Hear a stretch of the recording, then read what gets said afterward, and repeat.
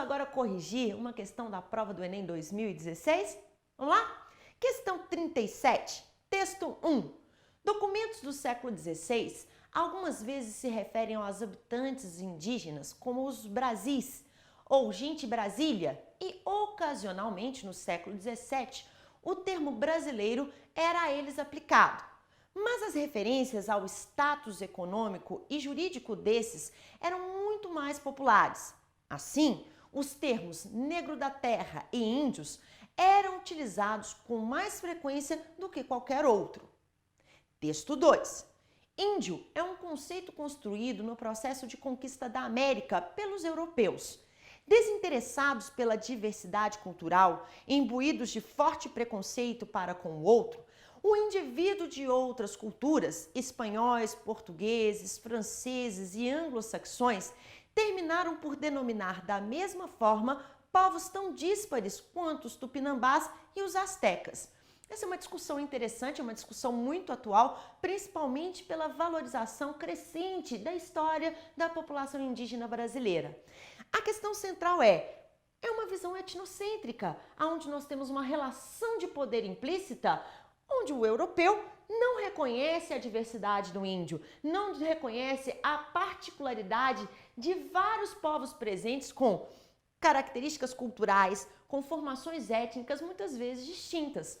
Isso acabou gerando uma série de generalizações que vão colocar, por exemplo, os índios tupinambás e astecas, que tinham visões de mundo, que tinham estruturas completamente distintas, dentro de uma mesma nomenclatura.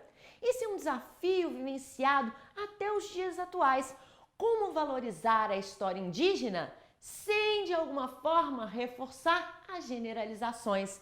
Aqui estamos tratando, portanto, de uma questão de alteridade. Vamos ao enunciado? Ao comparar os textos, as formas de designação dos grupos nativos pelos europeus durante o período analisado são reveladoras da A. Concepção idealizada do território, entendido como geograficamente indiferenciado. A questão não é geográfica, a questão é a visão do europeu sobre os povos nativos da América. Item incorreto. B. Percepção corrente de uma ancestralidade comum às populações ameríndias.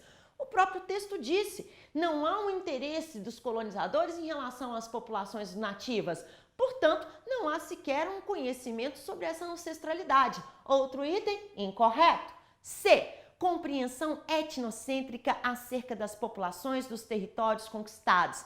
Esse item dialoga com o que disse anteriormente com os textos. Nós estamos tratando sobre a visão etnocêntrica que o europeu empreendeu em relação aos povos nativos, aos indígenas que viviam nas terras americanas e no caso específico do Brasil. Este é o item correto. Vamos ao D.